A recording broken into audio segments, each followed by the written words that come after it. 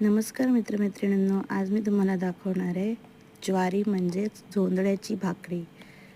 पहा तर मग पीठ अशा प्रकारे मळून घेतलं आहे।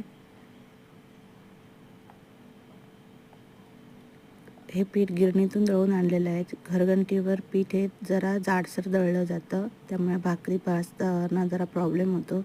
हे पहा अशा प्रकारे मी थापून घेते भाकरी।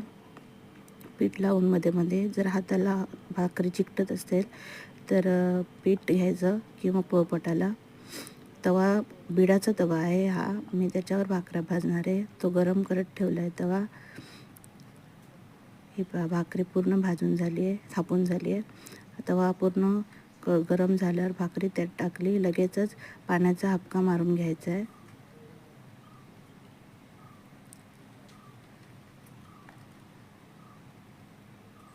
आणि पलटी करून घ्यायची आहे भाकरी। ही पहा, पहिली बाजू लवकर उलटी करायची आहे, नंतरची बाजू आहे ती थोडा टाईम घेते, ती लगेच पलटवायची नाही। आता मी दुसरी भाकरी भाजून घेते। आज ज्वारीच्या भाकरीचा व्हिडिओ म्हटलं दाखवूया सगळ्यांना। ज्वारी म्हणजे पांढरे दाणे असतात ते छोटे छोटे ते। हे पहा, आता उलटी केल्यावर भाकरी आपोआप टम्म फुगली आहे। पहा तर हे बघा, आपली भाकरी पूर्णपणे सगळ्या बाजूंनी शिजली आहे चांगली, आणि त्यामुळेच ती फुगून आली। हे पहा, मी दुसरी पण भाकरी भाजून घेतली आहे। अशा प्रकारे मी सर्व भाकऱ्या भाजून घेतल्या आहेत आणि लगेच ह्या भाकऱ्या भाजल्या गेल्या आहेत।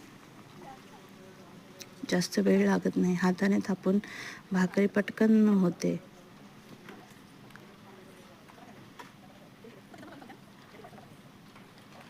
बघा, तुम्हाला आजचा हा माझा व्हिडिओ आवडला असल्यास माझं चॅनल सबस्क्राईब करा।